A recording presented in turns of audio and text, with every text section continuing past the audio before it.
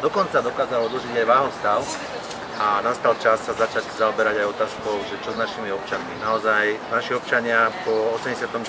trpeli tým legislatívnymi pravidlami, ktoré tu boli, respektíve neboli, a niektoré sa stali obeťou. Obeťou naozaj úžernických, vydierackých skupín a majú zničené životy. A nastal čas sa tým zaoberať a toto je návrh zákona, ktorý sa tým zaoberá.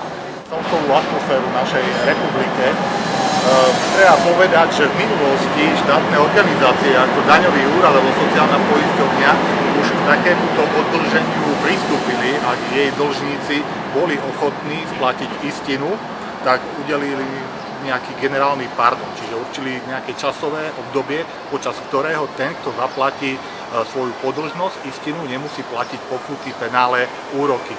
Takže pri štátnych inštitúciách by nemal byť vôbec problém s takýmto návrhom zákona, to tam navrhujeme.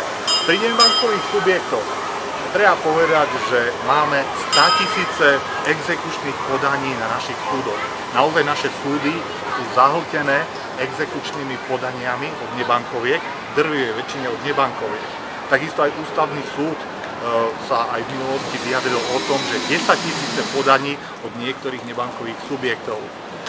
Sme presvedčení o tom, že ak ide niektorým aj nebankovým subjektom o seriózne vysporiadanie a fungovanie v tejto republike, tak budú ochotné pristúpiť na to, že ten, kto jednorázovo v určitom období, navrhujeme do júla 2016, zaplatí istinu a príslušné jasne stanovené úroky, nebude už považovaný za dlžníka.